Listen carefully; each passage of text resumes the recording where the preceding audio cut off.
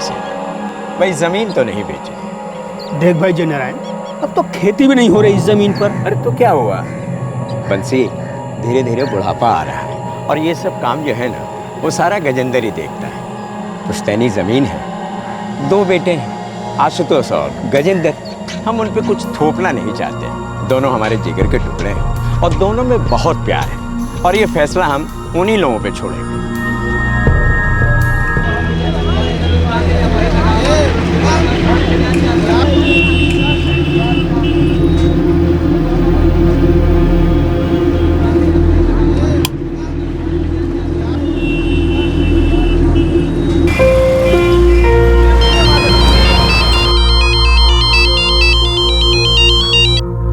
जी प्रणाम गजेंद्र भैया। नमस्ते। और आशुतोष कैसे हो? बस बढ़िया, एकदम अच्छे हैं। बस हफ्ते 2 हफ्ते की बात है, सर्टिफिकेट मिल जाएंगे और फिर नौकरी के लिए जूता की साइज शुरू। बढ़िया है। अच्छा सुनो, कल हम आ रहे हैं कानपुर, कुछ ऑर्डर देना है और उसके बाद दोपहर को तुमसे मिलते हैं आके। फिर कुछ मंगाना तो नहीं है घर से? जी नहीं भैया, नहीं। और वैसे भी हफ्ते 2 हफ्ते में तो घर लौटना ही है कुछ दिनों के लिए। जी जी, भाभी और बाबूजी को हमारा प्रणाम कहिएगा और बबली को खूब प्यार दीजिएगा। बिल्कुल बिल्कुल। चलो कल मिलते हैं फिर, है ना? जी प्रणाम।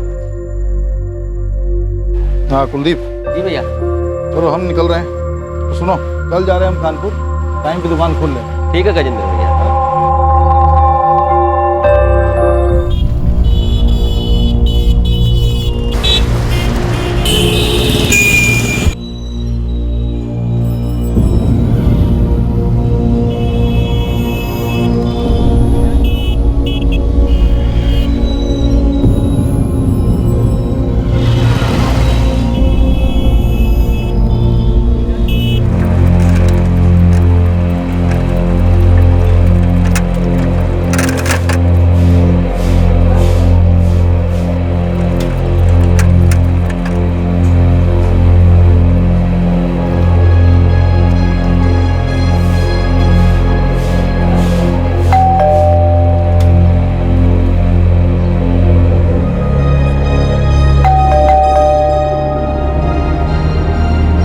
आशुतोष, आशुतोष,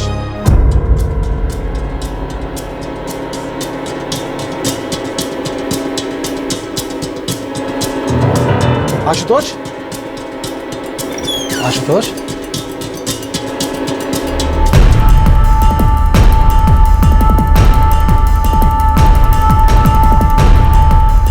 आशुतोष, आशु, आशु, आशुतोष, आशुतोष!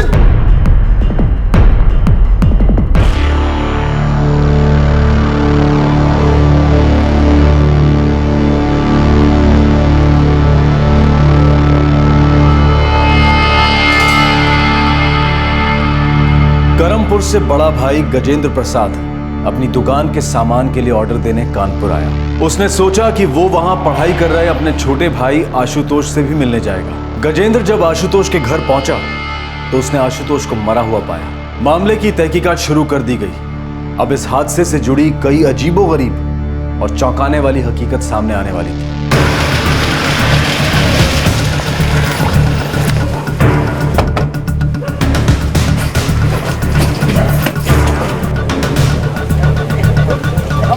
हटिए पीछे, हटिए हटिए हटिए, जान दीजिए।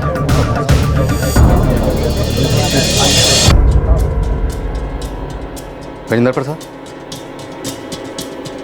गजेंद्र प्रसाद।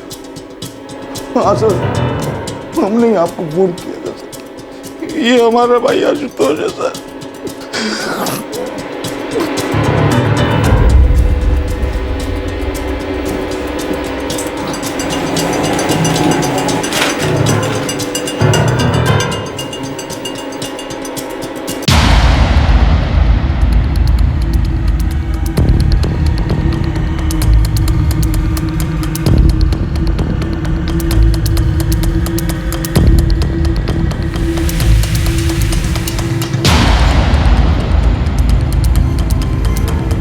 मुझे कुछ नहीं पता साहब। मैंने ना तो कोई चीख सुनी और ना ही कोई शोर। इस बारे में मुझे कुछ नहीं मालूम साहब। और सर, हम यहाँ पास ही में रहते हैं, ना हमने कुछ अजीब देखा है और ना अजीब कुछ सुना है। और सर, कोई स्मेल भी नहीं आई है। चेहरा बुरी तरह से जला दिया गया। यस। लेकिन घर के अंदर ही ये दारू की बोतल, चखना और 3-3 गिलास। ताज्जुब की बात यह है कि घर में इतना बड़ा कांड हो गया और आस पड़ोस में किसी को खबर नहीं लगी। ये घर हमारे रिश्तेदार का है सर। पिछले 2 साल से आशुतोष यहाँ किराए पे रह रहा है, पढ़ रहा था यहाँ पे सर। वैसे तो हम लोग करमपुर के रहने वाले हैं। आशुतोष अकेला रहता था यहाँ पे? हाँ सर। एक शराब की बोतल है, 3 गिलास हैं, इसका मतलब है कि आशुतोष अकेला नहीं था, उसके साथ 2 लोग और थे और चेहरा एसिड से बुरी तरह से जला दिया गया। हैरानी इस बात की है कि उसकी चीख पुकार आस पड़ोस में किसी ने नहीं सुनी। कल शाम को बात हुई थी सर उससे, सब ठीक था। ये उम्र थी कि उसकी जाने की सर।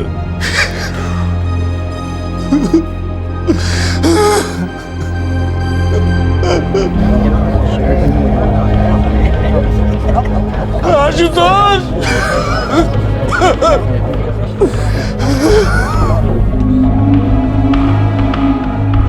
चेहरा बुरी तरह से बिगाड़ दिया है, लेकिन मौत एसिड से जलने की वजह से नहीं हुई है।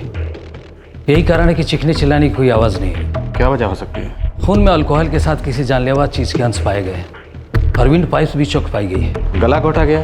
जी, 12 से 18 घंटा पहले मौत हुई है या थोड़ा पहले। 12 से 18 घंटे पहले मतलब 13 अप्रैल की रात को हो सकता है? हो सकता है। आशुतोष के पिता आ चुके हैं सर। और आशुतोष का फ़ोन? अभी भी बंद है। एक काम करो, उसके फ़ोन रिकॉर्ड्स निकलवाओ। 012, ये तो कोई पिन कोड लगता है। सर 208012, ये पिन कोड तो जवाहर नगर इलाके का है। पता करो जवाहर नगर इलाके में एसिड की कितनी दुकानें हैं। पक्का ये एसिड वहीं से खरीदा गया। सर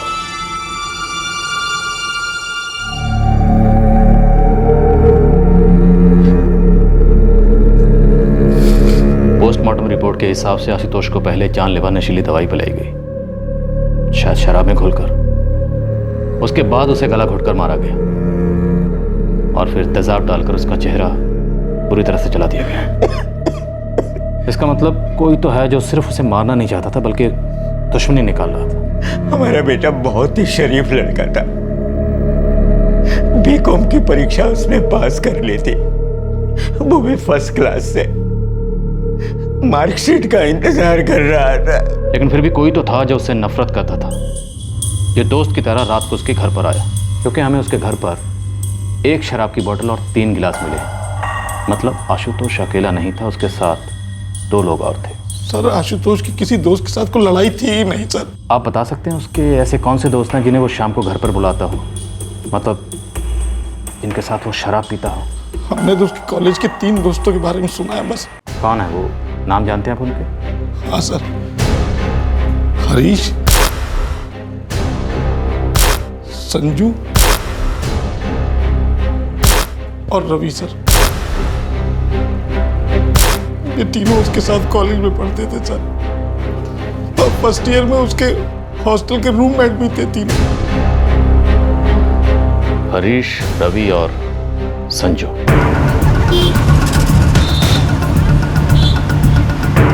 आशुतोष के भाई गजेंद्र प्रसाद के बारे में भी पता करो। करमपुर के खबरी को काम पे लगा दिया सर। और आशुतोष के फोन रिकॉर्ड्स निकलवाओ। दोपहर तक हमारे हाथ में होंगे। ठीक है।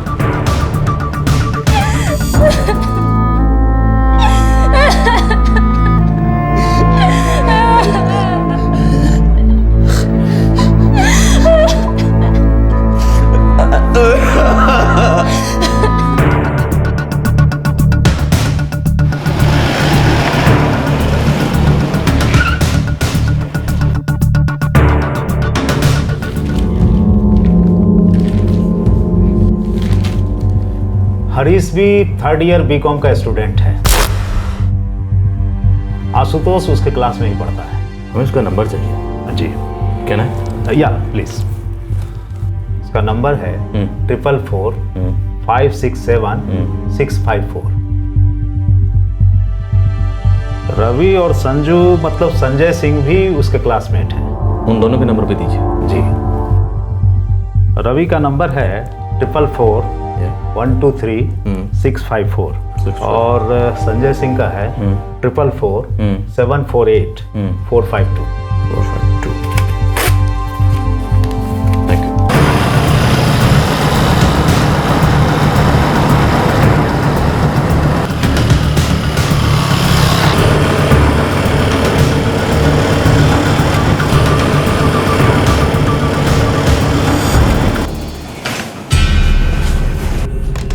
सर, रवि, हरीश और संजू ये तीनों दोस्त आशुतोष से लगातार टच में थे। फोन रिकॉर्ड्स में कोई बात खटकी? यस सर, एक नंबर है 44498789। इस नंबर से आशुतोष को 3 कॉल्स आए थे। पहला कॉल 11 अप्रैल को और बाद में 13 अप्रैल को 2 और कॉल्स आए थे। फिलहाल तो ये नंबर बंद है, लेकिन पिछले महीने के कॉल रिकॉर्ड्स के हिसाब से भी इस नंबर से आशुतोष को लगातार कॉल्स आते रहे। किसका नंबर है ये? सर्विस प्रोवाइडर को डिटेल्स भेज दिए सर। आज शाम नहीं तो कल सुबह तक पता चल जाएगा।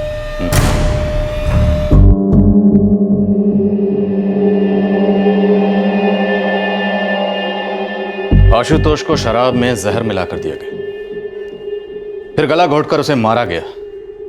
उसके बाद उसके चेहरे पर तेजाब डालकर उसका चेहरा पूरी तरह से जला दिया गया। अब तुम तीनों मुझे यह बताओ कि 13 अप्रैल की रात को उसके साथ कौन कौन था? मैं तो नहीं था। नहीं सर, मैं भी नहीं था। सर, मैं भी नहीं था सर। कौन था कौन नहीं था ये तो पता चल जाएगा, लेकिन एक बात याद रखना, तुम तीनों में से अगर किसी ने झूठ बोला या कुछ भी छुपाने की कोशिश की तो याद रखना तुम तीनों बहुत बड़ी मुसीबत में पड़ने वाले हो। सर, आशुतोष हम सबका बहुत अच्छा दोस्त था। आशुतोष उस घर में शिफ्ट हुआ, उससे पहले हम लोग सब हॉस्टल में रूममेट थे। यकीन कीजिए सर, हम लोग उसके साथ ऐसा करने का सपने में भी नहीं सोच सकते। कौन सोच सकता है? आशुतोष के साथ ऐसा करने की सपने में कौन सोच सकता है? सर, हमें इस बारे में बिल्कुल भी आइडिया नहीं है सर। हमारी दोस्ती सिर्फ कॉलेज तक ही थी। कॉलेज के बाहर उसकी क्या लाइफ थी, किससे दोस्ती थी या फिर किसी से दुश्मनी थी, तो इसके बारे में हमें बिल्कुल भी अंदाज़ा नहीं है सर। सर, उसकी दुश्मनी तो नहीं, लेकिन उसके प्यार के बारे में मुझे पता है। सर, उसकी गर्लफ्रेंड थी जिससे वो शादी करने वाला था। कौन है वो? सर, ये तो नहीं पता। उसने नाम तो कभी बताया नहीं सर। अभी इतना भी क्या पत्नीव्रता हो रहे हो बे कि उसका नाम भी जुबान पे नहीं ले पा रहे हो? फिक्र मत करो यार, तुम नाम की बात करो तो मैं सामने मिलवा देंगे, और फिर नाम भी पूछ लेना अपनी भाभी से। ओहो, बचपन का प्यार है क्या भाई? नहीं यार, लेकिन दिल के बहुत करीब है। जल्दी शादी करने जा रहे हैं उससे। सर, पता नहीं इस रिश्ते का आशुतोष के मर्डर से कुछ लेना देना है या नहीं, लेकिन मुझे याद आया इसीलिए मैंने आपको बताया। तुम दोनों को मालूम है लड़की कौन है? नहीं सर, मुझे तो नहीं पता। नहीं सर, हमें तो कभी नहीं बताया उसने।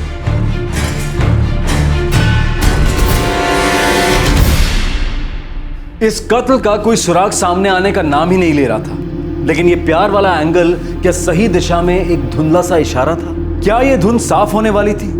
क्या इसके पीछे कोई रास्ता था जो सुराग की ओर ले जाता?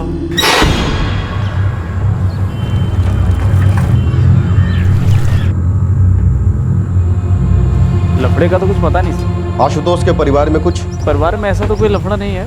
जो आशुतोष है, इसकी माँ को गुजरे हुए 8 वर्ष हो गया। इसका बाप किसान है, लेकिन साहब जमीन में इतना ज़्यादा पैदावार नहीं होती। इसका जो भाई है गजेंद्र, इलेक्ट्रिक सामान बेचने की दुकान करता है। पैसा इतना ज़्यादा तो नहीं, लेकिन कम भी नहीं है। भाई भाई के बीच कोई अनबन?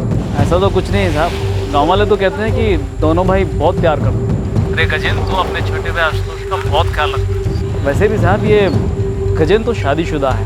इसको 4 साल की बेटी है, क्या नाम है उसका, बबली। जमीन जायदाद का कोई पंगा तो नहीं? ऐसा तो कोई पंगा नहीं है, लेकिन कुछ भी हो सकता है सर, आशुतोष की जिंदगी में कोई लड़की होती तो हमको जरूर मालूम पड़ता सर। पर आशुतोष ने अपने दोस्त से किसी लड़की का जिक्र किया था। पता नहीं सर, अगर कानपुर में कोई लड़की थी तो भी हमें बताता जरूर सर। हमसे और बाबूजी से खुल के बात होती थी सर। वो जानता था सर कि अगर किसी लड़की को पसंद करेगा तो हम लोग मना नहीं करेंगे उसको सर।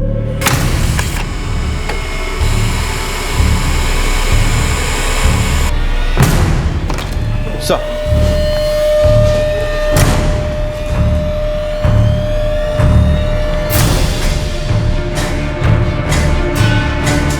ये पंकज सिंह कौन है, आप जानते हैं? पंकज सिंह?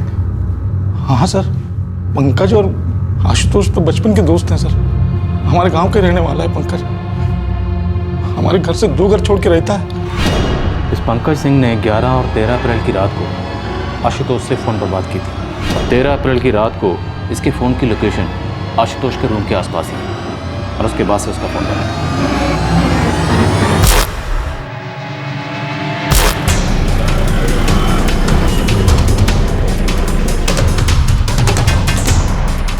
ये बोतल तो दुर्गा केमिकल्स की है, हम ही लोग उनको सप्लाई करते हैं, फिर वो अपना लेबल लगा के आगे बेचते हैं। 1 मिनट।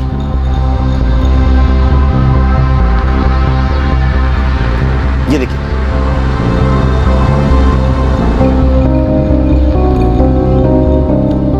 ये कहाँ पड़ता है दुर्गा केमिकल्स? यहीं पास में ही, जवाहर नगर में। जवाहर नगर।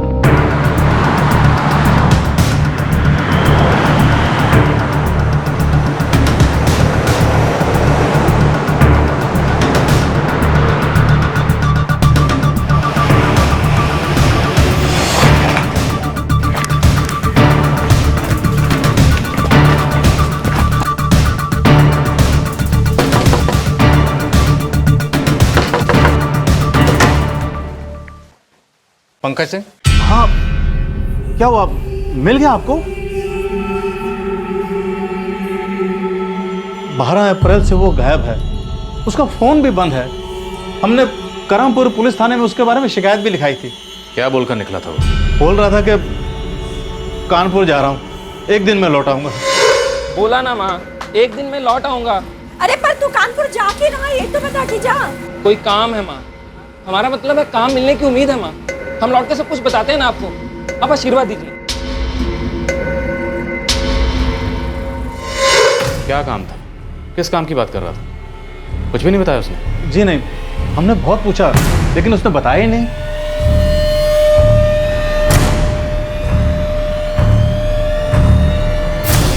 जी, ये हमारी दुकान की। अच्छा ये बताइए, ये किसने खरीदी और कब खरीदी? 1 मिनट। तो हाई ग्रेड केमिकल है, हम बिना डिटेल दिए इसे नहीं बेचते। चेक कीजिए। जी।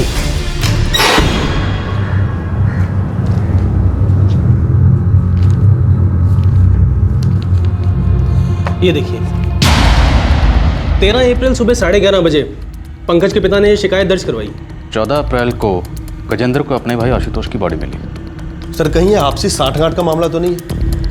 मतलब पंकज ने पहले जुर्म किया, फिर उसने अपने परिवार वालों को बताया, और फिर पंकज के परिवार वालों ने पंकज की मिसिंग कंप्लेन दर्ज करवा दी। एक काम करो, पंकज के पिता चंद्रभान के फोन रिकॉर्ड निकालो। हो सकता है पंकज ने इन्हें किसी अनजान नंबर से फ़ोन किया। यहाँ कुछ तो गड़बड़ चल रही है। पंकज के घर पर निगरानी रखो, हो सकता है वो रात के अंधेरे में उनसे मिल जाए। जी हो जाएगा। Thank you. ये देखिए, लाइसेंस का जेरोक्स लेके हम रख लेते हैं।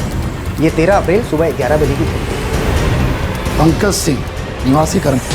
जी। हाँ संतोष, बोल। सर, वो ऐसी 13 अप्रैल को सुबह 11 बजे कानपुर के दुर्गा केमिकल से पंकज सिंह ने खरीदा था। ठीक है, पंकज ने 13 अप्रैल की सुबह 11 बजे कानपुर से एसेट खरीदा था, और 13 अप्रैल को ही सुबह 11:30 बजे पंकज के पिताजी ने यहाँ थाने में उसकी कंप्लेन दर्ज करा दी। सब कुछ बड़ी सोची समझी साजिश के तहत किया गया। पर क्यों, किस लिए? सर, कहीं ये उस लड़की का मामला तो नहीं जिसका जिक्र आशुतोष के दोस्त संजू ने हमसे किया था? सर, उसकी गर्लफ्रेंड थी जिससे वो शादी करने वाला था। मामला थोड़ा पेचीदा है, लेकिन उसका कोई ना कोई ताल्लुक उसकी पुरानी बात से। प्रणाम श्योर, हमें इसका कोई ना कोई सुराग यहीं करमपुर से मिलेगा।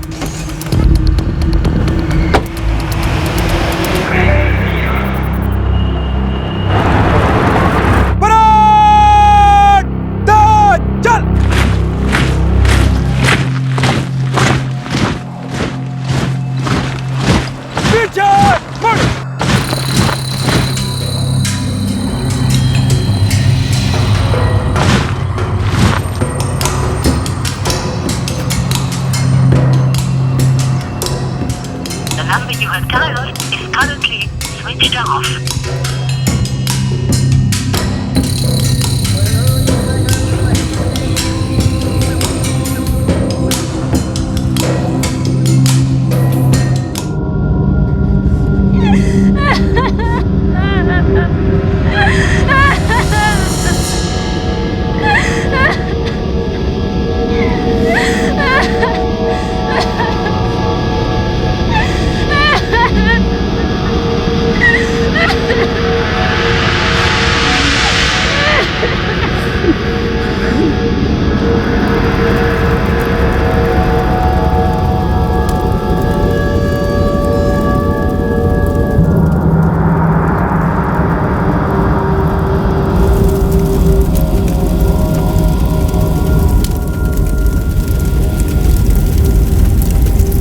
आशुतोष प्रसाद का अंतिम संस्कार कर दिया गया, लेकिन पंकज सिंह, जिस पर इस अपराध को अंजाम देने का पूरा शक था, उसकी कोई खबर नहीं थी। वो लापता था।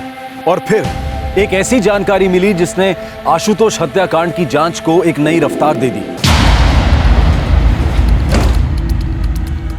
पंकज के पिता चंद्रभान सिंह के फोन रिकॉर्ड्स में कोई खटकने वाली बात नहीं मिली सर। कानपुर से किसी अनजान नंबर से कोई कॉल? नहीं सर, पंकज का फोन अभी भी बंद है, कोई मूवमेंट नहीं दिखा रहा है।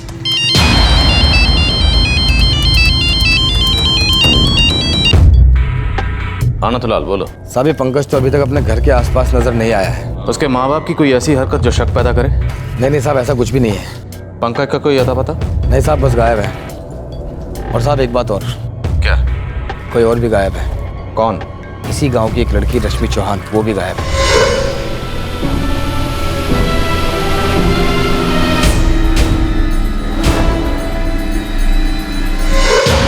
रश्मि चौहान?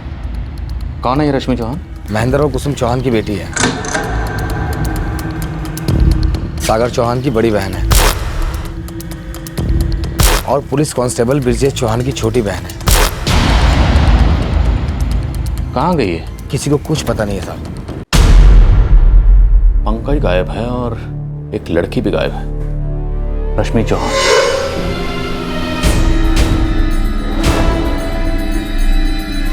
सर, ये रश्मि चौहान कहीं वही लड़की तो नहीं जिसकी बात आशुतोष के दोस्त संजू ने की थी? May be.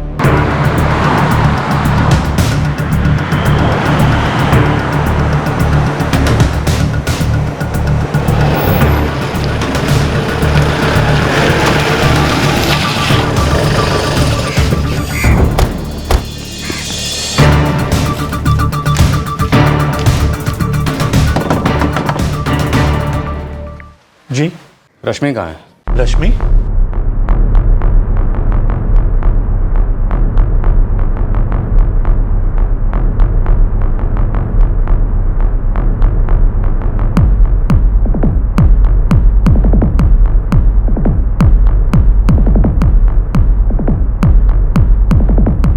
रश्मि कहाँ है? वो अपने बड़े भाई ब्रिजेश के साथ गई है। ब्रिजेश वो जो पुलिस में है? जी। कहाँ है? पता नहीं, किसी रिश्तेदार के यहाँ। आपकी बेटी इतने दिनों से घर से बाहर है, आपको पता नहीं किस रिश्तेदार के यहाँ गई है? क्या छुपा रहे हैं, बोलिए। कुछ नहीं छुपा रहे साहब। छुपा पाएंगे भी नहीं, वो जहाँ भी होंगे हम ढूंढ निकालेंगे। ये मत समझिएगा कि ब्रिजेश पुलिस वाला है तो हम नरमी बरतेंगे।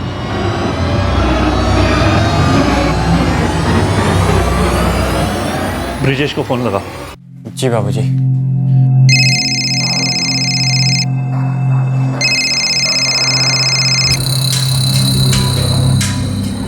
हाँ सागर बोलो। भैया पुलिस आई थी घर पे, रश्मि के बारे में पूछ रही थी। तुमने क्या जवाब दिया? बाबूजी ने कहा है कि आप उसे किसी रिश्तेदार के ले गए। ठीक है, चिंता मत करना।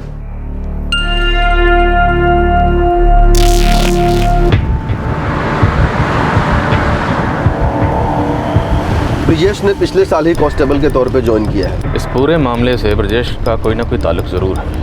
आशुतोष की हत्या, पंकज का भाग जाना और रश्मि का गायब होना।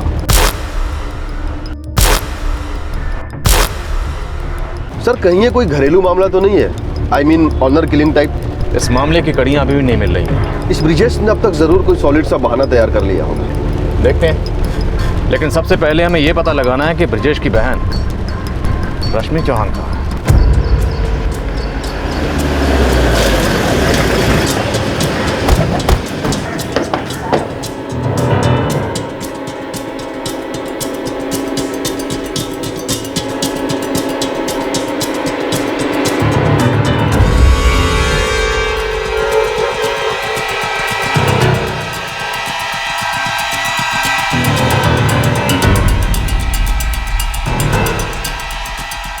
हमारे किसी रिश्तेदार के घर है। कहाँ? किस रिश्तेदार के यहाँ? हमारे दूर के रिश्तेदार हैं। कहाँ? कोई नाम पता तो होगा उनका? भदोही में केवल सिंह जी हैं, वो हमारे दूर के चाचा हैं। उनका फ़ोन नंबर दीजिए। वो बहुत बूढ़े हैं, फ़ोन नहीं रखते। आपकी बहन रश्मि के पास तो फ़ोन होगा, उनका नंबर दीजिए। हम जब घर से निकले तो वो अपना फ़ोन घर पर भूल गई थी। आपके दूर के रिश्तेदार हैं, इनका एड्रेस बताइए।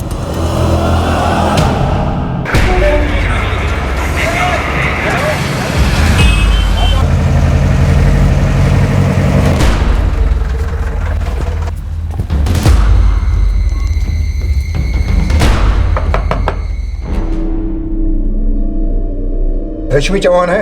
रश्मि चौहान? मुझे तो उसे देखे हुए भी कई साल हो गए हैं।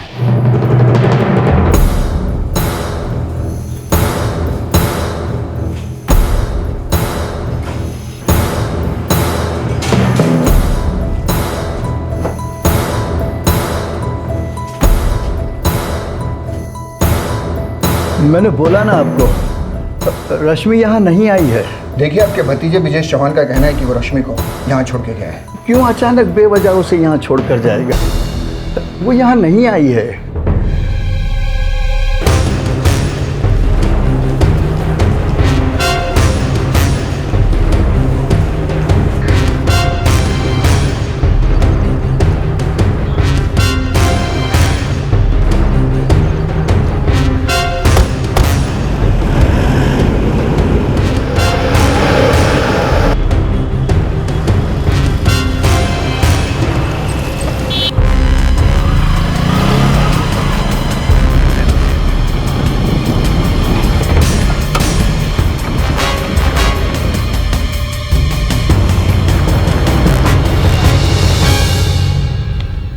ब्रिजेश, तुम्हारे फोन रिकॉर्ड्स बताते हैं कि तुम 10 अप्रैल को करमपुर गांव में थे। तुम पुलिस फोर्स में हो, इसलिए ये बात तो अच्छी तरह से जानते होगे कि अपराध को छुपाना नामुमकिन है। हम क्यों छुपाएंगे सर? हमने कोई अपराध नहीं किया। लेकिन हमें पूरा यकीन है कि तुम इस अपराध में शामिल हो। तुम्हारी बहन रश्मि गायब है। तुम उसका पता बताने में पुलिस को गुमराह कर रहे हो। हमें इस बात की भी पूरी खबर है कि तुम, आशुतोष और पंकज एक ही गांव के और बचपन के दोस्त हो। इसलिए आशुतोष के कत्ल में तुम्हारे हाथ होने की पूरी पॉसिबिलिटी है।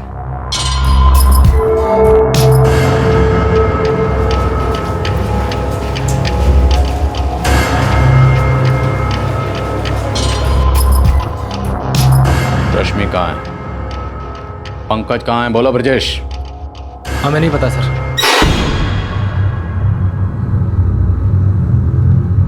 आशुतोष को किसने मारा?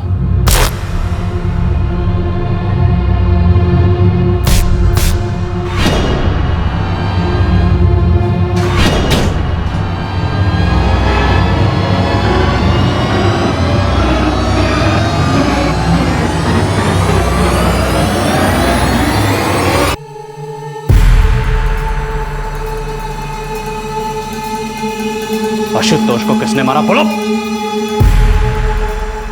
पंकज सिंह ने आशुतोष को मारा है सर। लेकिन सर हमें नहीं पता कि पंकज कहाँ है। नहीं, हमको ये पता है कि हमारी बहन रश्मि कहाँ पर। सर हमें बस इतना पता है कि आशुतोष को पंकज ने मारा।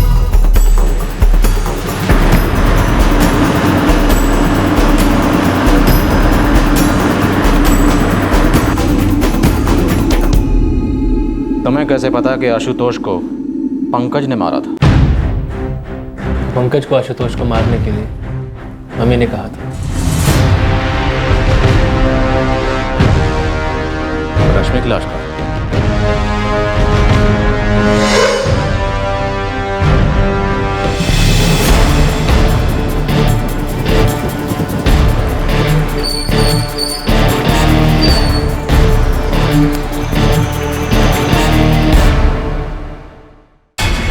धन्यवाद सिंह जी।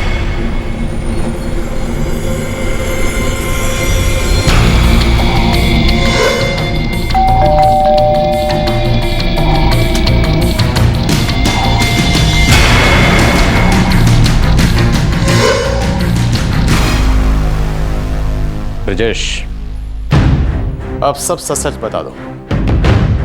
तुम्हारी बहन रश्मि कहाँ है?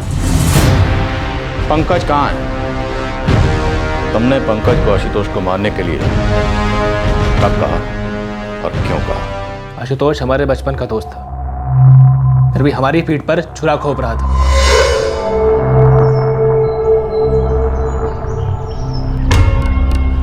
आशुतोष, अब तो ब्रिजेश भाई भी मुरादाबाद जा चुके हैं, तो फिर क्या तकलीफ है? हमें यह सब सही नहीं लगता है। हमें लगता है कि हमें माँ बाबा और ब्रिजेश को सब सच सच बता देना चाहिए। अगर वो नहीं माने तो? ब्रिजेश हमारे साथ पला बड़ा है रश्मि, वो हमारा बचपन का दोस्त है। और फिर हमें नहीं लगता कि उसे हमारे रिश्ते से कोई भी एतराज़ होगा। और यदि फिर भी कोई एतराज़ हुआ तो फिर क्या? तो भी हम तुमसे शादी करेंगे। चाहे जो हो जाए।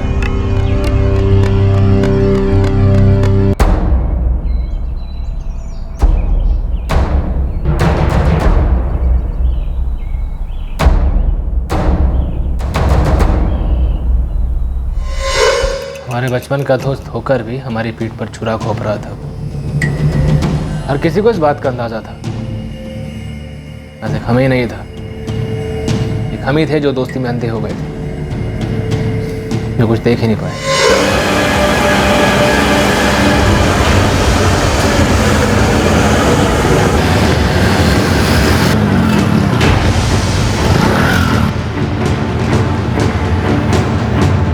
भैया, आशुतोष जब भी कानपुर से आता है ना, ये दोनों यहीं मिलते हैं। अब आप तो घर पे रहते नहीं हैं, इसीलिए ये लोग घर पे नहीं मिल पाते।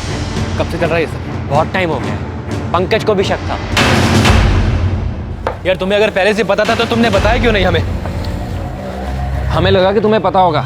याद है जब हम पहले तुम्हारे घर पे मिला करते थे, तब आशुतोष पहले आ जाता था और रश्मि के साथ वक्त बिताता था।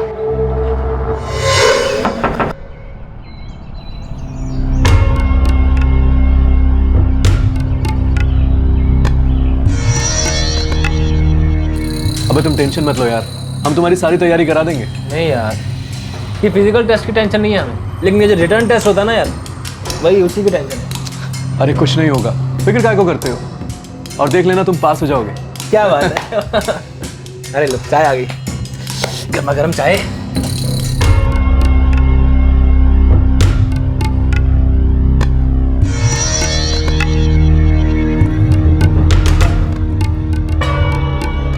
अबे यार, तुम दोनों 10वीं से आगे निकल गए और एक हम है जो पीछे के पीछे रह गए। और ये आशुतोष, ये तो साला ग्रेजुएट हो जाएगा। और ब्रजेश पक्का पुलिस में जाएगा ये, देख लेना हम कह रहे हैं। और इसका जिम्मा हमारा है। तुम हो तो क्या गम है यार, कह रहे हैं हम, देख लेना। तेरी मदद किस लिए कर रहा था वो? तेरी बहन के कारण। हमने आशुतोष से सीधे बात की, कहा हमारी बहन से दूर रहे।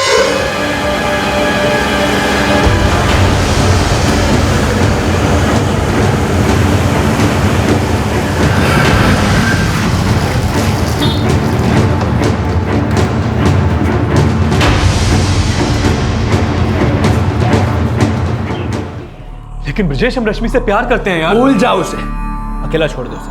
तुम्हारी प्रॉब्लम क्या है यार? हमारी प्रॉब्लम हम पे छोड़ दे। अरे एक दोस्त की पीठ पर छुरा घोंपा है तुमने, इतना भी नहीं सोचा कि तुम्हारे दोस्त की बहन है वो। दूर रहना उससे, हम बता रहे हो। क्यों रहे दूर? क्योंकि हम कह रहे हैं इसीलिए। हम नहीं चाहते कि हमारी बहन तुम्हारे साथ कोई रिश्ता रहे। और अगर हमें पता चला कि हमारे मना करने के बाद भी तुम हमारी बहन से मिल रहे हो, नतीजा अच्छा नहीं होगा, हम बता रहे हो।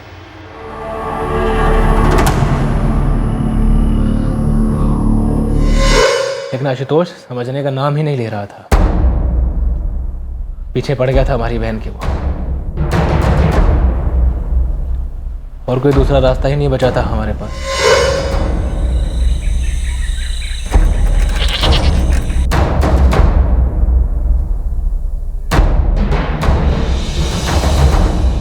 ब्रजेश, हम तुम्हारे साथ हैं। तो जैसा हम कहेंगे वैसा करोगे? हाँ यार, दोस्त हैं हम तुम्हारे। और वैसे भी उस आशुतोष ने तुम्हारी पीठ में छुरा घोंपा है।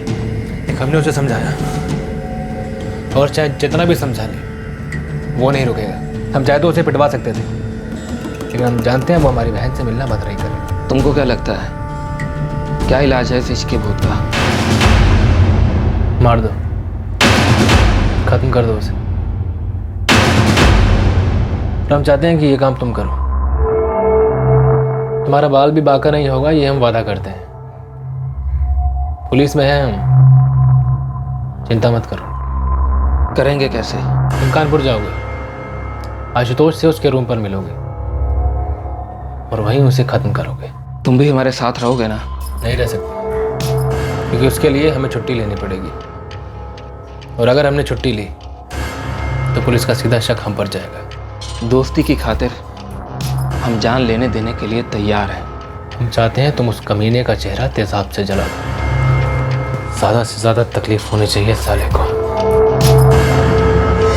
फिर 13 तारीख की रात को पंकज ने आशुतोष को खत्म कर दिया। और पंकज कहाँ अभी? पता नहीं, उसको फ़ोन किया लेकिन उसका फ़ोन स्विच ऑफ आ रहा है। फिर तुम्हें कैसे पता कि पंकज ने आशुतोष को खत्म कर दिया? क्योंकि हमने ये काम पंकज को 13 तारीख की रात को करने को कहा था। फिर हमने सुना कि आशुतोष की हत्या हो गई है। हमें यकीन हो गया कि पंकज ने अपना काम कर दिया। ब्रजेश, तुम अभी भी आधी अधूरी सच्चाई बता रहे हो। हमें पूरा सच्चाई। देखिए, हम जितना जानते थे आपको बता चुके हैं। हम तो 13 तारीख की रात से पंकज से कॉन्टैक्ट करने की कोशिश कर रहे हैं, लेकिन उसका फ़ोन नहीं लग रहा है। फिर हमारे छोटे भाई सागर ने बताया कि जिस दिन पंकज निकला उसी दिन हमारी छोटी बहन भी घर से निकल गई थी। हमें तो दोनों दोस्तों ने ही धोखा दे दिया। लेकिन रश्मि कहाँ है? कहाँ गई वो? भैया, हमें तो लग रहा था कि रश्मि का आशुतोष के साथ चक्कर चल रहा है, लेकिन सुनने में आया कि रश्मि पंकज के साथ भाग गई है। हाँ भैया, मेरे एक दोस्त ने उसे 12 की सुबह हाईवे के पास वेट करते हुए भी देखा था।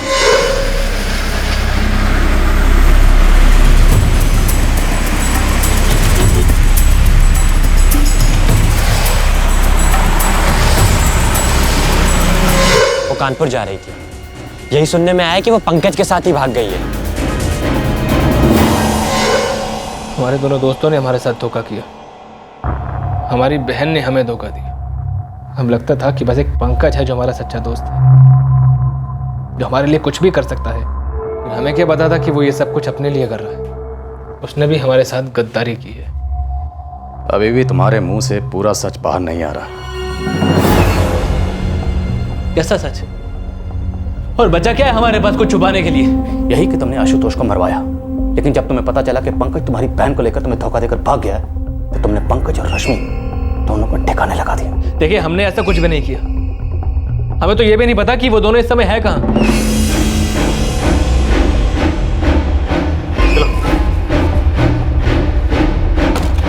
सर, ये ब्रिजेश बहुत ही शातिर आदमी है। इसे पता है ये अदालत में छूट जाएगा, क्योंकि हमारे पास इसकी साजिश का कोई सबूत नहीं है। इसकी बहन रश्मि गायब है, पंकज भी गायब है। मुझे लगता है जब इसे पता चला होगा कि इसका दोस्त पंकज भी इसे धोखा देकर इसकी बहन को लेकर भाग गया है, तो इसने दोनों को ठिकाने लगा दिया होगा। काम करो, सारे शवगृहों को चेक करो। जितनी भी लवारिस लाशें मिली हैं, सबकी डिटेल निकालो। सर,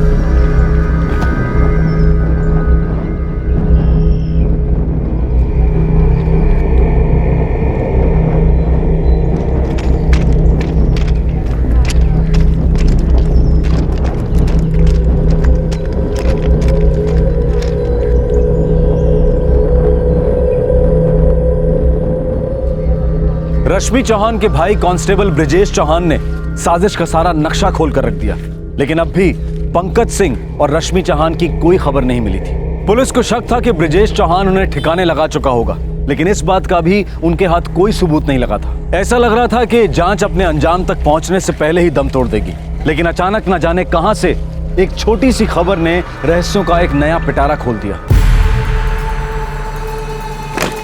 सर, पूरे स्टेट के एक एक शौगार को चेक किया, तस्वीरें हर थाने में भिजवाई, लाशों को जहां कहीं भी फेंका या ठिकाने लगाया जा सकता है एक एक जगह देखा, ढूंढा, लेकिन इनका तो कहीं भी नामो निशानी नहीं है। पंकज और रश्मि के फोन्स अब तक बंद है सर, कोई अता पता नहीं। ब्रजेश खुद पुलिस वाला है, इसलिए वो कानूनी दावपेच को जानता है। उसने सारे काम को बड़ी सफाई से अंजाम दिया। हाँ आसमान बोल। सर, एक उड़ती उड़ती खबर है, शायद आप ही किसी काम की हो। बोल। सर, 3 दिन पहले आशुतोष के दोस्त संजू ने उसकी मार्कशीट निकलवाई थी कॉलेज से।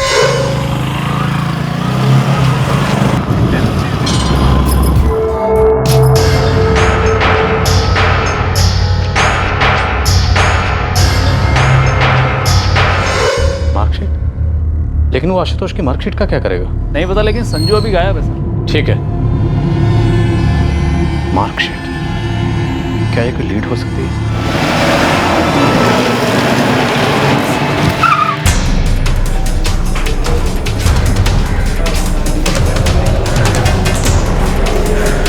लेकिन संजय ने तो ये बताया था कि आशुतोष की फैमिली ने उसकी मार्कशीट मंगवाई है। रजिस्टर दिखाइए। जी।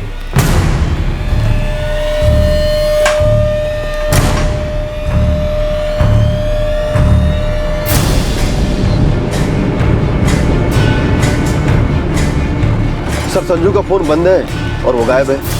कुछ ना कुछ बड़ी गड़बड़ है। उसके फोन रिकॉर्ड्स निकलवाओ। सर।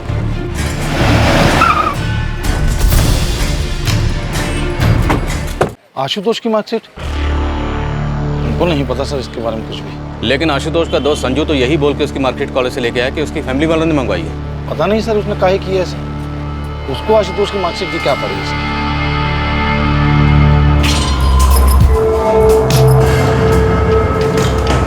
सर हमें नहीं पता कि संजू कौन है और वो आशुतोष की मार्कशीट क्यों ले गया है। आशुतोष को मारने के लिए पंकज के साथ और कौन गया था?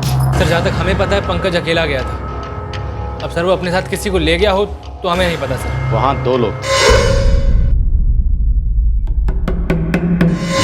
उन्होंने आशुतोष को मारने से पहले उसके साथ शराब पी। सर हमें बिल्कुल नहीं पता कि पंकज के साथ और कौन था। सर संजू का फोन तो अभी भी बंद ही दिखा रहा है। वैसे 1 घंटे में उसके कॉल रिकॉर्ड्स हम तक पहुंच जाएंगे। संजू कानपुर में किराए पर रहता था। एक टीम उसके गांव जा चुकी है। ये संजू वही है ना जिसने हमें आशुतोष की गर्लफ्रेंड के बारे में बताया? सर उसकी गर्लफ्रेंड थी जिससे वो शादी करने वाला था। जी हाँ सर। फिर जांच हमें पंकज की ओर ले गई, फिर रश्मि के गायब होते ही ब्रिजेश की ओर, फिर ब्रिजेश ने हमारे सामने सारी साजिश का पर्दाफाश किया। हमारा मतलब है हमें इस जांच में गुमराह किया जा रहा है। मुमकिन है सर। हो सकता है इस पूरे साजिश के पीछे केवल दुश्मनी वाला एंगल ना हो, कोई और भी एंगल हो, जैसे प्रॉपर्टी या फिर और कुछ। हमारा इशारा आशुतोष के भाई गजेंद्र प्रसाद की तरफ है। सर गजेंद्र भी अपने भाई आशुतोष को रास्ते से हटाने की सोच सकता है। लेकिन अपने भाई को मारने के पीछे गजेंद्र प्रसाद का क्या मकसद हो सकता है? सर हो सकता है कोई पुश्तैनी जमीन जायदाद या फिर कोई ऐसी चीज जो वो आपस में बांटना नहीं चाहता। पुश्तैनी जमीन है, 2 बेटे हैं, आशुतोष और गजेंद्र। हम उन पे कुछ थोपना नहीं चाहते। लेकिन फिर भी उसको आशुतोष की मार्कशीट की जरूरत क्यों पड़ेगी? किसी सरकारी दफ्तर से कोई डॉक्यूमेंट हासिल करने की। सर रश्मि और आशुतोष का एंगल आते ही हो सकता है गजेंद्र और ब्रिजेश आपस में मिल गए हों। फिर इसमें उन्होंने पंकज को शामिल किया और इसे पंकज और रश्मि का एंगल बना दिया। इस तरह तीनों को ठिकाने लगा दिया। ना कोई सबूत बचा, ना ही कोई सुराग। तहकीक का ठप और उन्हें जो भी चाहिए था मिल गया। ब्रिजेश को अपनी बहन और आशुतोष से छुटकारा, और गजेंद्र प्रसाद को अपने प्रॉपर्टी के हिस्सेदार यानी कि अपने छोटे भाई आशुतोष से छुटकारा।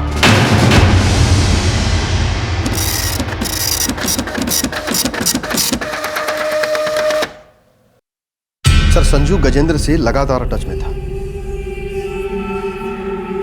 जिस रात आशुतोष का कत्ल हुआ उस रात उसके साथ उसके कमरे में एक तीसरा आदमी संजू ही था। आपको जरूर कोई गलतफहमी हुई है सर। आशुतोष हमारा भाई सर, हम अपने भाई काहे मारेंगे बताइए। बैठिए।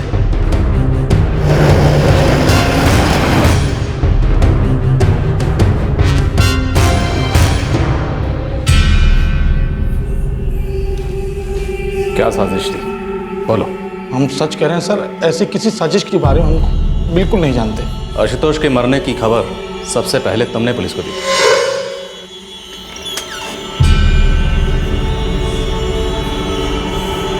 आशुतोष? सब नाटक था, जबकि तुम पहले से जानते थे कि आशुतोष मर चुका है।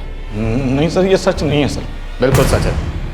इसी साजिश के तहत तुमने 14 अप्रैल को कानपुर में आशुतोष के घर जाने का प्लान बनाया। कल हम आ रहे हैं कानपुर, कुछ ऑर्डर देना है और उसके बाद दोपहर को तुमसे मिलते हैं आके। फिर सर वो हमारा छोटा भाई था सर, अपने बच्चे की तरह मानते थे सर उसको। तुम्हारा ये छोटा भाई तुम्हारी पुश्तैनी जायदाद में आधे हिस्से का हकदार था। नहीं सर, ऐसा कोई झगड़ा हमारे बीच में था ही नहीं सर कभी। ऐसा कोई झगड़ा नहीं था तो फिर कैसा झगड़ा था? बता तो रहे सर, कोई झगड़ा ही नहीं था सर। हमने तो ग्रेजुएशन तक की पढ़ाई उसकी खुद करवाई है सर। ये संजू आशुतोष की मार्कशीट लेने क्यों गया था? हमको नहीं मालूम सर। लेकिन वो लगातार तुम्हारे संपर्क में था, तुम्हारी लगातार उससे फोन पर बात होती रही। सर वो आशुतोष का दोस्त था तो हमको फ़ोन करता रहता था सर, पूछता रहता था कि भैया आशुतोष के हत्यारे पकड़े गए कि नहीं। बस। क्यों? वो आशुतोष के ऊपर जीवनी लिख रहा था, उसको इतना इंटरेस्ट क्यों था कि आशुतोष के हत्यारे पकड़े गए या नहीं पकड़े गए? हमको नहीं मालूम सर, हमको लगा उसका दोस्त है तो बात कर लिए। तुमने और ब्रजेश ने मिलकर पंकज और रश्मि को कब और कहाँ मारा? ये क्या कह रहे हैं सर आप? भगवान कसम साहब, हमको अंदाजा ही नहीं है सर इसका कुछ। साहब, एक नंबर है जिससे 19 अप्रैल 2013 से इसे फ़ोन आने शुरू हुए और 23 अप्रैल तक आते रहे। किसका नंबर? दिल्ली के किसी ज्ञानी लाल का, लेकिन अभी ये नंबर बंद है। कौन है ज्ञानी लाल? हमारे जानकार है साहब, पहले कानपुर में रहते थे। नंबर क्यों बंद है इनका? हमको नहीं मालूम सर। लेकिन ज्ञानी लाल ने ये नंबर 19 अप्रैल को ही लिया है और ये रहे उसके सारे कॉल रिकॉर्ड्स। सच बोल रहे हैं सर, हमारे पास एक कॉल आई, उसके बारे में हम कितना जान सकते हैं सर, बताइए आप। ये गजेंद्र अभी टूट नहीं रहा, लेकिन ये पक्का इस गड़बड़ में शामिल है। सर, ये लोग अच्छे से जानते हैं कि इनका चुप रहना तहकीकात को आगे नहीं बढ़ने देगा। उस ज्ञानीलाल की खबर? उसने सिम कार्ड दिल्ली के जहांगीरपुरी इलाके से खरीदा था और इस सिम कार्ड का इस्तेमाल सिर्फ 2 लोगों को कॉल करने के लिए किया गया। एक तो गजेंद्र और दूसरा एक और नंबर है 4449098890। ये नंबर जहांगीरपुरी के किसी ब्रोकर का है। Property broker. इस पूरे मामले में बड़े शातिर तरीके से हेराफेरी की गई है ताकि तफ्तीश आगे ना बढ़ पाए। एक बार जरा इस प्रॉपर्टी ब्रोकर को देखते हैं।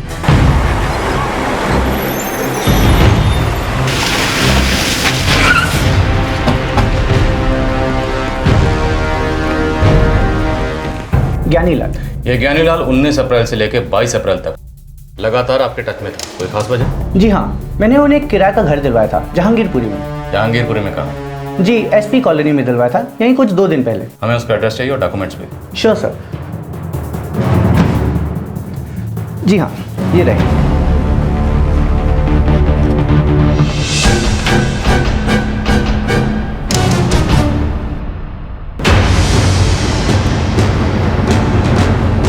अब समझ में आई साजिश। क्या नहीं?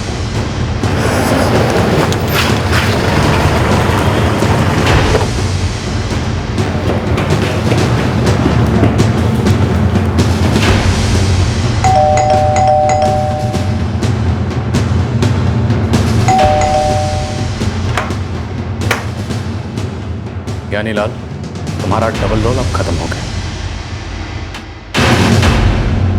आशुतोष, कौन है?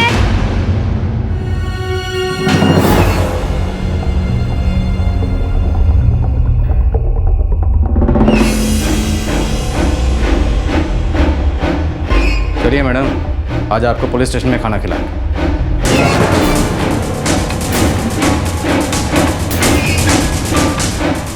पंकज सिंह कहाँ है? बोलो, अभी तुम लोगों को बहुत कुछ बताना बाकी है।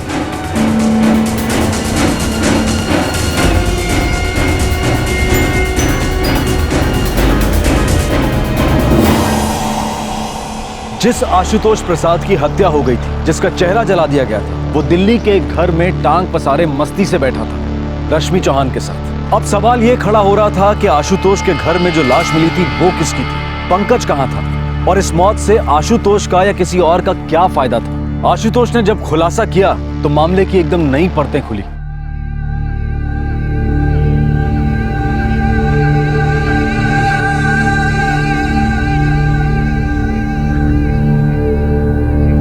अब सारी कहानी फ्लैशबैक में सुना लो। क्या था ये षड्यंत्र? बोलो। पंकज हमें मारने आ रहा था। ये बात तुम्हें कैसे पता चली?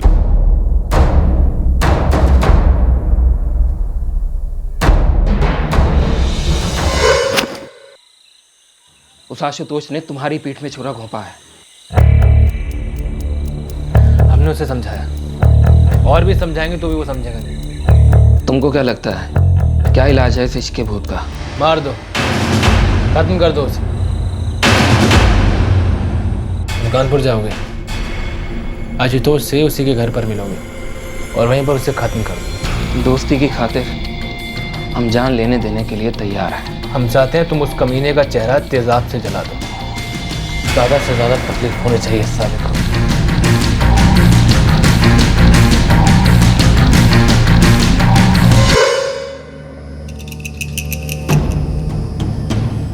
हमने ब्रिजेश भैया का आशुतोष को मारने का पूरा प्लान सुन लिया था। हम आशुतोष से बहुत प्यार करते थे।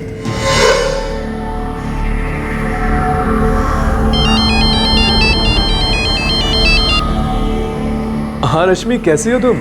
आशुतोष, हमारी बात सुनो। ब्रिजेश भैया और पंकज तुम्हें मारने का प्लान बना रहे हैं। ये क्या बकवास कर रही हो तुम रश्मि? हाँ, हमने सब सुना। 13 तारीख को पंकज तुमसे मिलने आएगा और उसी दिन तुम्हें खत्म कर देगा। पंकज का 11 अप्रैल को हमें फोन आया। हाँ पंकज, कैसा है तू? मस्त है। परसों कानपुर आ रहे हैं हम। अरे बढ़िया यार, तो फिर आ जाना, घर पर ही आ जाना। हाँ हाँ आएंगे। तुम शाम को घर पे ही रहोगे ना? एकदम यार, और फिर तू आ रहा है तो घर पर ही रहूंगा ना। ठीक है, मिलते हैं फिर। चल ठीक है, आजा आजा, तू आजा।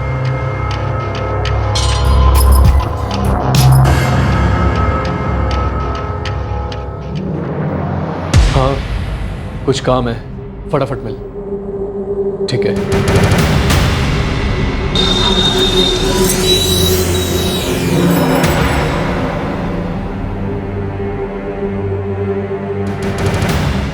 हमारे जान की बात है तो हम कुछ भी कर जाएंगे। आखिर तुम जिगरी यार हो हमारे। एसिड लेके आ रहा है हमारा मुंह जलाने के लिए। आने दो, देख लेंगे साले को।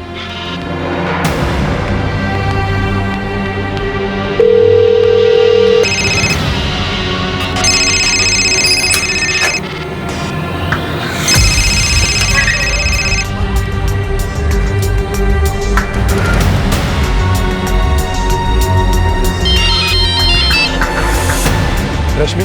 हाँ आशुतोष, बोलो। तुम्हारा भाई ना हम दोनों को साथ में देख नहीं सकता है, बता रहे हैं हम। और यदि इस बार भी हम बच गए ना, फिर से कोशिश करेगा हमें मरवाने की। तो तुम करना क्या चाहते हो? तुम शादी करोगी हमसे? हमें अपनी सारी जिंदगी तुम्हारे साथ बितानी है आशुतोष। घर छोड़ सकती हो हमारे लिए? तुम एक बार बोलो तो सही। बोला। अभी तुरंत कानपुर के लिए निकलो। लेकिन करना क्या है? उनका प्लान उल्टा करना है, बस तुम निकलो। हमारा अभी निकलते हैं।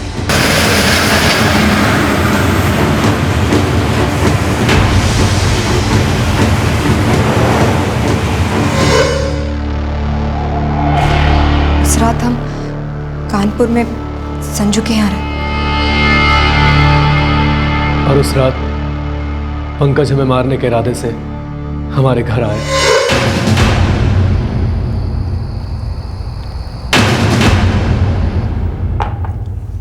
तुमको क्या लगता है ब्रिजेश मान जाएगा?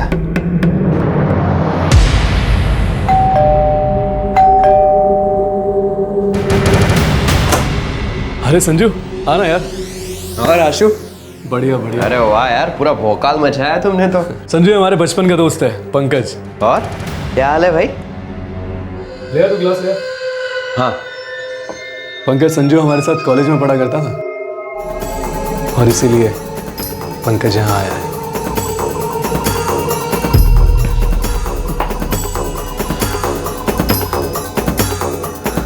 तुम्हें क्या लगा था बे? हम तुम्हारा प्लान पहचान नहीं पाएंगे? तुमको कैसे पता चला? अब तुम ये कभी नहीं जान पाओगे कि हमको कैसे पता चला।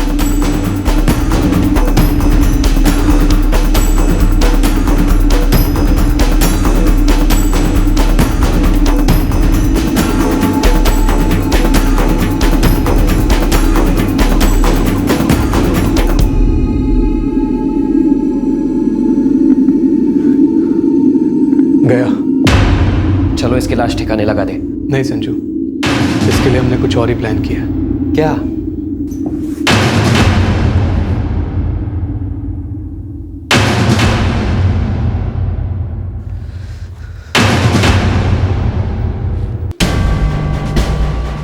ये हमारा चेहरा जलाना चाहता था ना?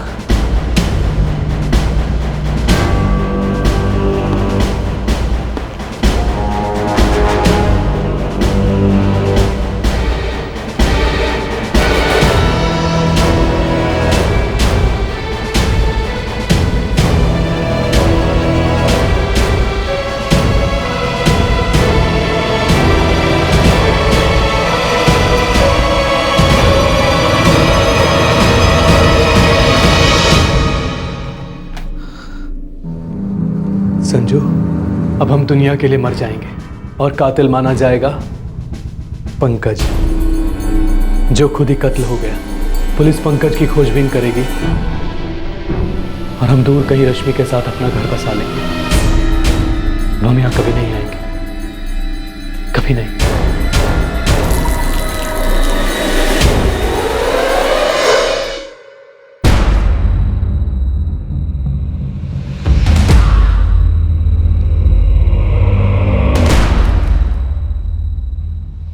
रश्मि और हमने दिल्ली के एक मंदिर में शादी कर ली।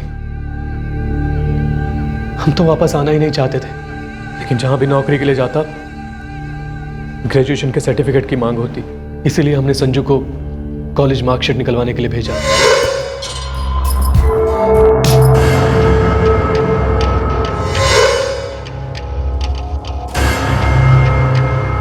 गजेंद्र बाबू, आप पहले से सारी कहानी जानते थे, इसलिए आप लगातार संजू के संपर्क में थे।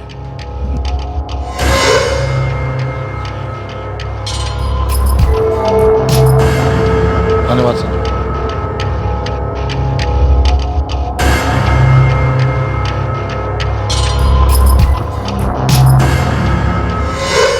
नहीं सर, जब पहली बार आशुतोष का फोन आया तो इसकी आवाज सुन के हम एकदम हक्के बक्के रह गए सर।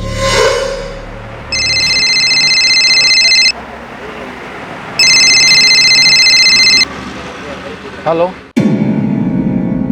भैया, कौन बोल रहा है? भैया आशुतोष बोल रहे हैं। आशुतोष? कौन बोल रहा है? देखिए मजाक मत करिए हमारे साथ। भैया हम आशुतोष ही बोल रहे हैं। जब हमें मालूम पड़ा कि आशुतोष जिंदा है तो हम तो मतलब एकदम झटका ही खा गए थे सर। लेकिन इसने हमें ये नहीं बताया था कि ये पंकज को मार चुका है। भैया सही कह रहे हैं। दरअसल हमने भैया को कुछ बताया ही नहीं था। हमें डर था कि कहीं किसी मौके पर भैया आप लोगों के सामने कुछ बोल ना दें। भैया कुछ नहीं बोलेंगे तो हमें कुछ पता नहीं चलेगा। अपराधी कितना भी शातिर हो, लेकिन अपराध नहीं छुपा सकता। देर सवेर उसका अपराध सामने आ ही जाता है, जैसे तुम्हारी सारी हकीकत हमारे सामने आ गई।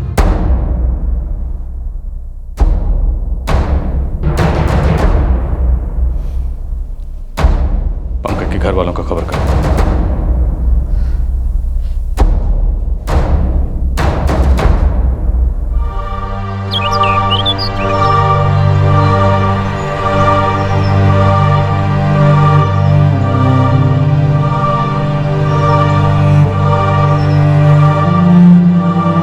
आशुतोष का दोस्त और जुर्म में उसका साथी संजू उर्फ संजय सिंह आशुतोष के पकड़े जाने के एक हफ्ते बाद पुलिस की गिरफ्त में आ गया। दोनों पर हत्या के लिए आईपीसी की धारा 302 और आपराधिक षड्यंत्र में शामिल होने के लिए दफा 34 लगाई गई है। रश्मि चौहान को वापस अपने परिवार के पास भेज दिया गया है। ब्रिजेश चौहान के खिलाफ पर्याप्त सबूत न मिलने की वजह से केस नहीं टिका और उसकी फिर से पुलिस में बहाली हो गई। इस केस से जुड़े सभी लोगों के अपने अपने मकसद थे। ब्रिजेश ने आशुतोष को मारने की साजिश इसलिए रची क्योंकि वो उसे अपनी बहन रश्मि से दूर रखना चाहता था।